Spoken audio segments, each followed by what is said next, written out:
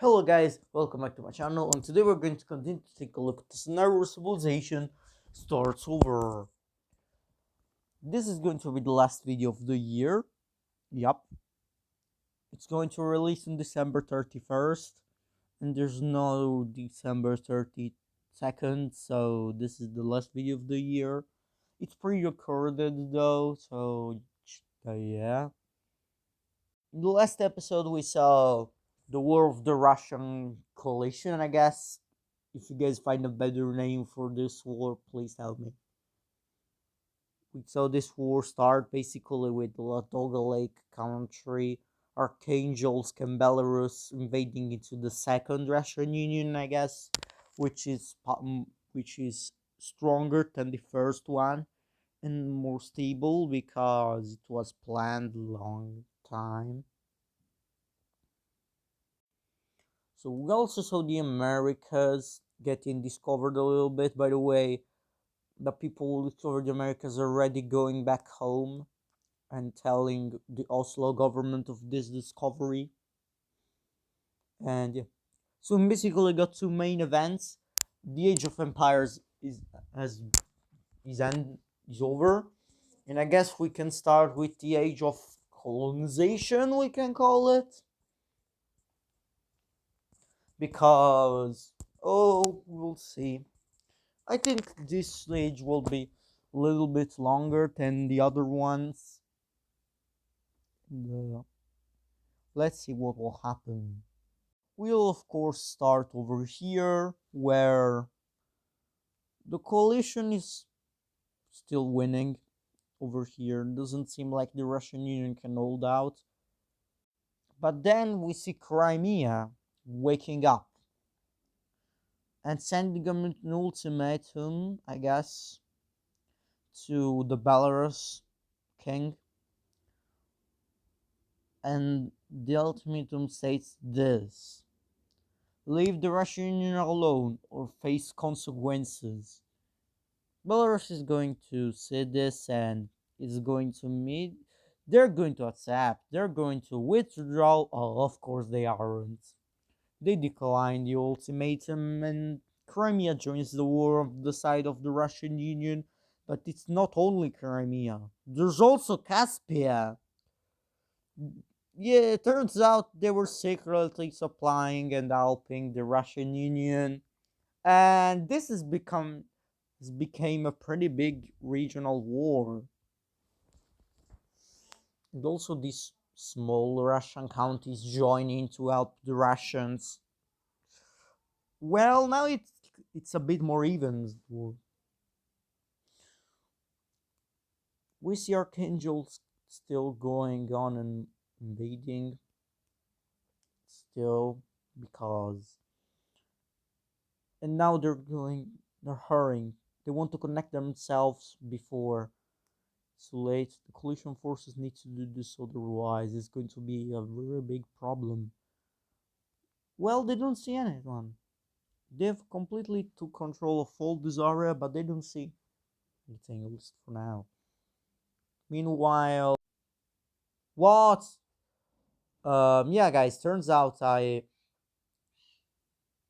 basically I explained that Caspia had technology. There are very technological events, and they made, and now Crimea locked in thanks to this technology.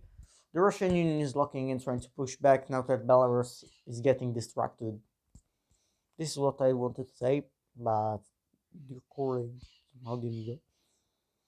And you see that the Russian Union is now finally doing something. But not only that, now this small panhandle is being completely conquered by the Russian Union.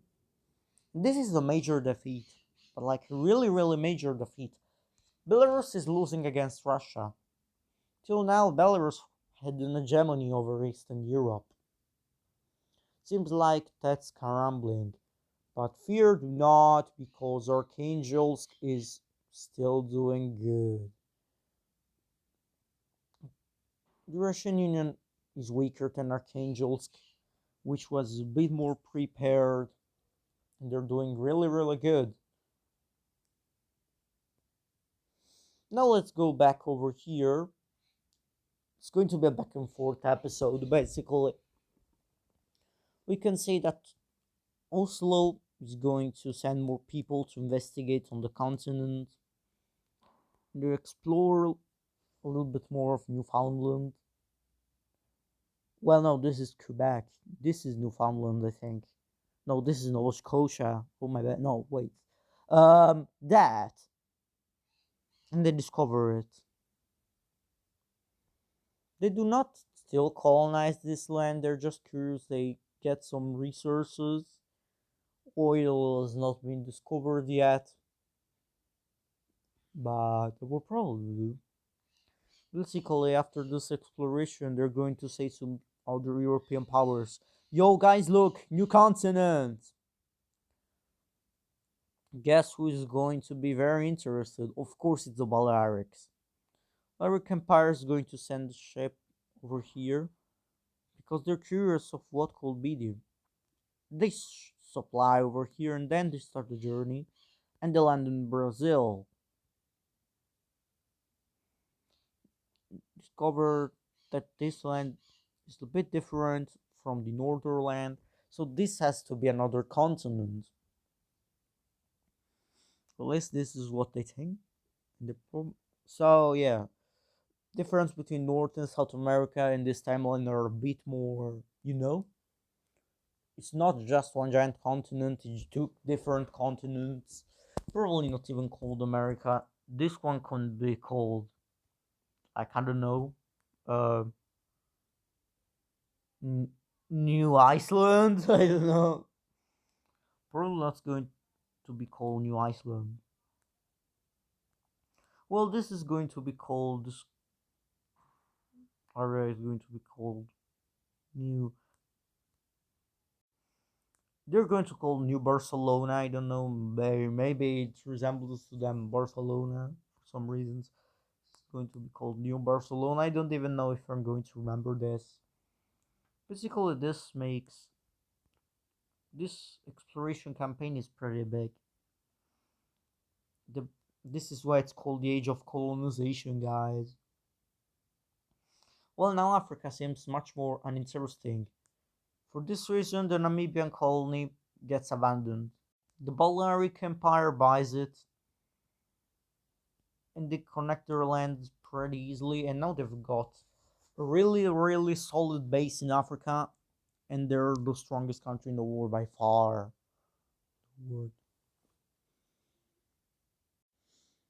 So let's go back over here where it's kind of getting stalemated, but the Dogalik country is still doing okay, but they're getting stalemated. Belarus is still retreating, so the Russian Union is pushing back a lot. And now this line is being connected, and this is a huge defeat, but like really, really bad defeat. Are they going to be able to recover from this? I don't even know. Belarus is not going to be waiting though. They're going to do actions. They're going to attack over here, and they're going to do a small offensive into Crimea, which is success. And basically, what they want to do is to make a spearhead, capture the capital, and the war. That's it. That's their strategy against Crimea. Seems like they can do it because look, Athens seems like they really want to do something, but they won't join this war because they wouldn't win against Crimea. They're pretty unstable. They need to stabilize all the lands that they took before they can do it. So that's pretty interesting. So this is basically what's going on. Crimea is keeping going over here. They're getting supplies from someone else. Hmm. and it's a strong power. It's a really, really strong country. That's pretty interesting. Meanwhile, like Belgium and Balearic Empire having some tensions. So this is pretty interesting. They might have a beef pretty soon. Even though they fought together in the War of the Sailors. That's been long, long time ago. Centuries ago probably. Also the Americas got discovered early in this timeline. It was like 1300, the late 1300s, like 1380. 1381 was the date of discovering the Americas. So Middle Ages lasted a little bit less, which is pretty interesting.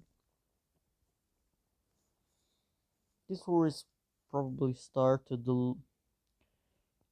like a little bit before discovering of the Americas. Basically, now with foreign supplies, Belarus is still getting smacked. The Caspian enforcement solved that. They're still doing well over here, but then Crimea decides to just do this. For some reason, the Belarus generals are pretty stupid, and they get this encirclement. They try to break it by defeating some Crimean troops over here. They really try to break it, but it's too late. Crimea has done it. These troops will still try to get to the capital of Crimea, but they get defeated eventually over here. And this is the end. Well, it's not going to end it. Tugally Country and Archangels have connected each other now. So what they want to do is to just knock the Russian Union out of the wars as soon as possible. But their capital is pretty far away in the Red Country which existed. So it's going to be hard reaching it. Belarus is going to try shit another invasion, especially because they're losing everywhere. They managed to fully begin another invasion of the country. It's a success, a small success, but seems like something is happening. The Kola Peninsula is rebelling. They're tired of being under Archangel's control. They want independence. They're pretty far away from the mainland, and they just want to break free. Well, Archangels doesn't seem they like that. So they will probably try to reclaim their country. But it's probably going to be hard. But no, basically after this, Athens is like, no, no, no, we cannot let Crimea getting strong. The European table, we need to do something. Didn't really, really nicely decide to join the war. And they tried doing. Crimea didn't have that much troops over there, so they lose. Athens will try to get the capital of Crimea by sea, but they will fail, so they have to reach it by land. But then Egypt decides to join the war on the side of the Russian Union. Seems like they're scared of Athens. They're afraid that they want to colonize it. And this is not what Athens wanted. Now, that's our relation. They didn't have very good relations, Athens and Egypt. They knew this was going to happen. Well, the African alliance is a defensive alliance, so they can choose to join or not. They like support the action diplomatically, but they don't join the war. For example, Carthage doesn't join because they're afraid that the Balearics could just go in, but they're not. Balearic is focused somewhere else. That somewhere else is discovering the Americas. Though they're not called. So in this new Barcelona area, they're going to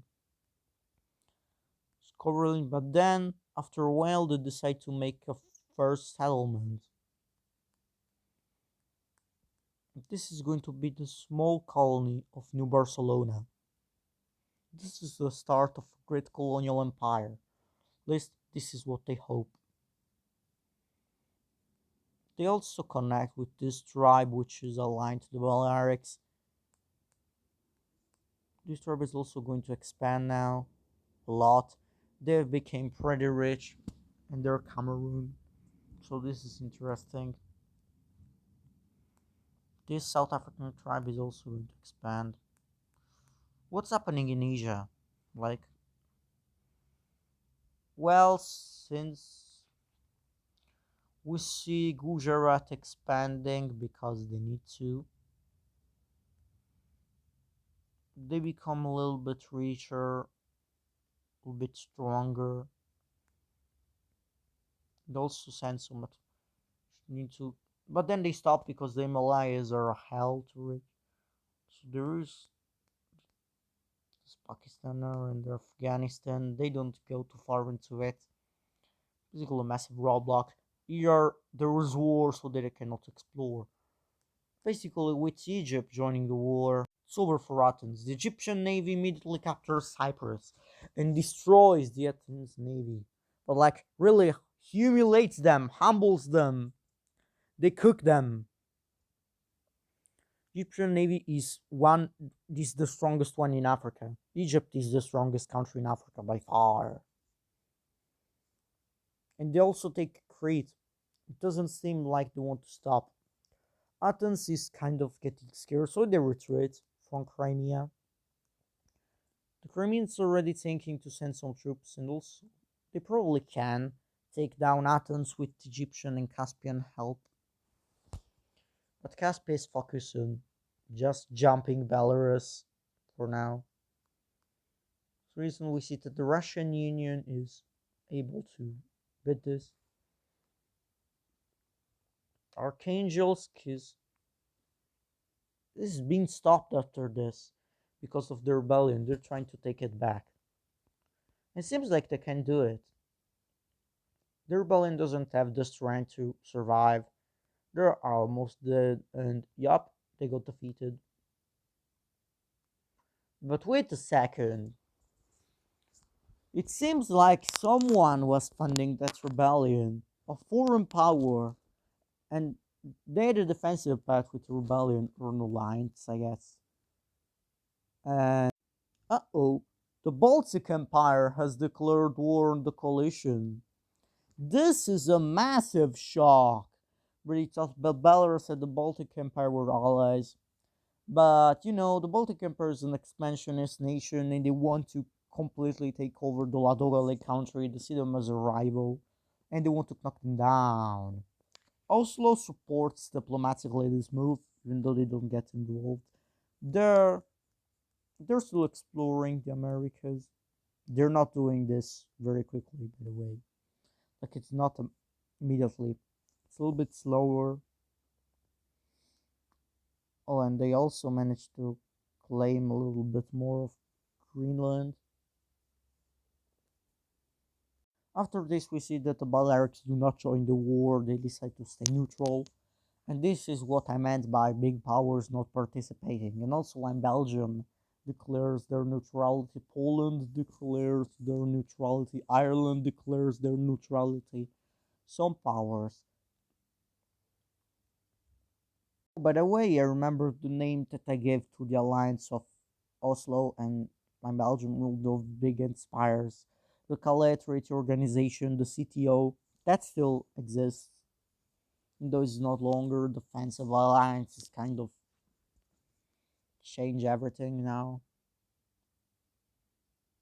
So basically, after the Baltic Empire involvement, they're cooked. They're dead. They're destroyed. The Oldugale country didn't expect this at all. The Kola Peninsula rebellion comes back really quickly. Archangelsk cannot do anything, they get defeated. And this is what they're doing now. They're claiming other land. Probably going to become the next Nordic power, maybe. Basically, after this load of Lake countries thinking about surrendering, but they ain't letting. St. Petersburg, the most important city of the country, is right on the border of the Baltic Empire, so it gets taken pretty easily. This is a massive blow, like really massive. Also, the Lodogan Navy gets destroyed, but the Baltic one, and their capital area gets taken like that. They absolutely stand no chance against. I think you guys figured that out by now. This is the end. Basically, after this, the Russian Union is going to push back a lot. Basically, almost fully pushing back, and also start invade an offensive to the Gallic country. And then they do this, which is pretty impressive. They got some good military generals. Mm, military generals, like, I don't know, horses. I don't know. Belarus is now getting weakened a lot, and yeah, they're afraid now. Their capital might get taken really soon, also. Belarusians did not expect this. They left the Tank Calicity organization, same with the Lowly country and the Angels. They got kicked out basically by Oslo for being too much aggressive. I know.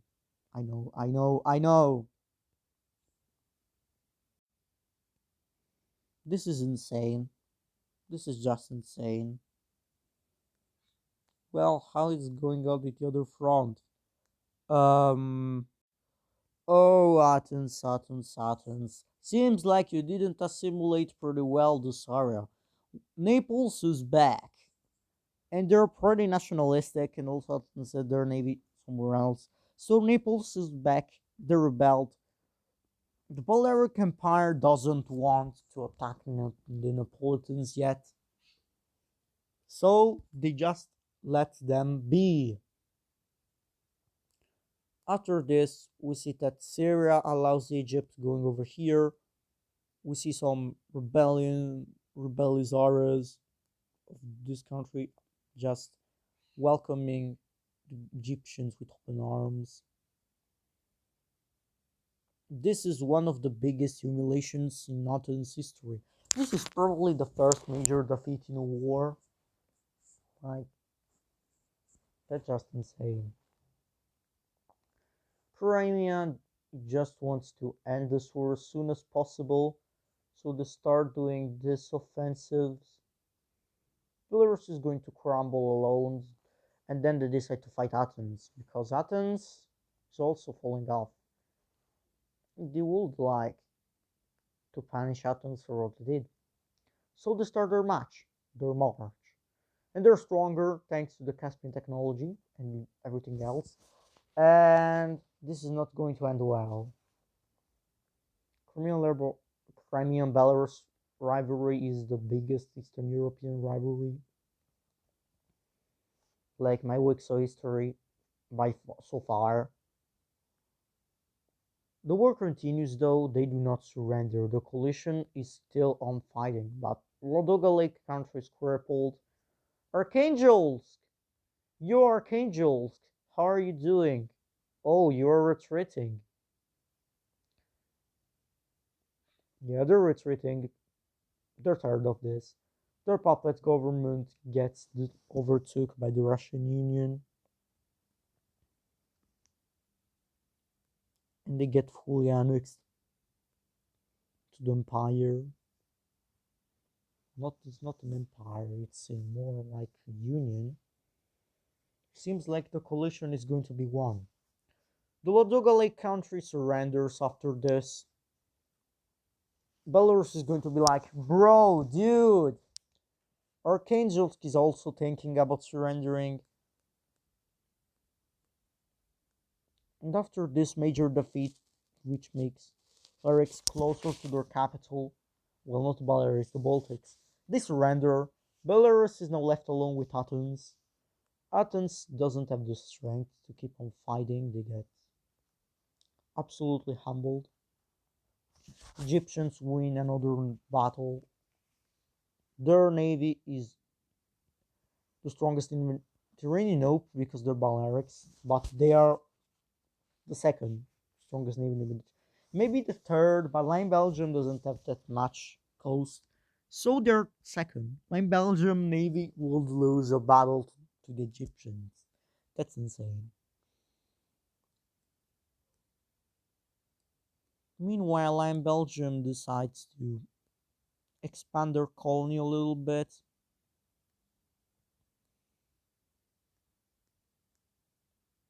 But the Belgians try to go over here. They make a long journey and they discover Madagascar. That's a really impressive exploration. The settlement of New Barcelona will probably expand after this big exploration. Yeah, years are passing. Like, exploration taking much more time than the war. But what's happening is that Baltic Empire wins another battle. This is called. How is this? Is this war long? Yeah, it is. It's taking a while, like maybe 10 years, I'll say.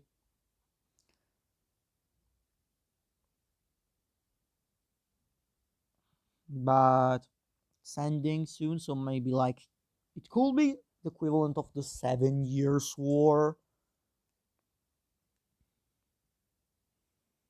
Basically, after this, Russian Union is going to make another brilliant move, thanks to another general. And Belarus is pretty much crippled after this. The people just want to surrender. They know that they cannot win this. What's happening is that um, nothing. I completely forgot what will happen. Caspia is sending their technology now and going over here, defeating another, winning another war, another battle. But this basically wins the war. Population is begging for the end of this, and truly Belarus will surrender after the Baltics sweep all of this area. There's only Athens left, and they already know that they're doomed. Crimean and Caspian troops arrive. Athens tried to push back, but did well. The Crimean navy starts to bombard and bomb Constantinople, which is a pretty important state. Athens might lose it. They're bombing a lot. This war, Baltic empires was bombing a lot. Egypt is doing a lot to other cities. All of the islands are basically captured. After this, Athens risks losing their capital, so they have to surrender. Really have to, especially after Constantinople is almost defeated. Eventually, Athens surrenders. The the 8 years, maybe the 8.5 years war is over. The 8.5 years war is going to be the official name of this war because that it was pretty long war. Arkansas surrender. So let's take a look at the peace treaty. So this is the new map of Eastern Europe, and it completely changed. First thing first, the Baltic Empire sold some provinces to Lapland and Oslo because they're a little bit unstable, it's also going to sell those provinces to the Kola rebellion. Their friend, the Kola rebellion is now an independent country. They get added to the CTO. The Empire asked for it. Oslo was okay with it, and this is the also it's called the Calais Treaty Organization just because the treaty was signed. The treaty from this organization was formed in Calais, which is part of Line Belgium. But Line Belgium isn't the leader, it's Oslo. Yeah, I know. So what happens is that the Baltic Empire got huge, Archangelsk got weakened, Lake countries almost non-existent. Not their whole city got taken by the Baltic Empire, but they fully annexed it this time, and they boost their economy. Belarus has been crippled. Poland gained some land because they were neutral and they were being tanked. Crimea is finally big and the Britain stable, but Caspia is going to help them. The Russian Union got recognized by the world, and they're also pretty big now. Look at them. They can do stuff. We can also see that Egypt annexed Crete, built of roads, and also got a puppet state out of Turkey. Athens lost some land to Crimea. Some countries got independence. Syria got some land thanks to because they decided to give military access to Egypt. They were already aligned to Egypt, so East Naples was born the Republic. They're the first democracy. Like they're Republican, they're democratic, which is insane for Europe. They're democratic. This is a high level reached. Well, this is it for today's episode. We saw a bunch of stuff happening. The 8.5 years war was pretty interesting. Hope you guys liked it. And see ya!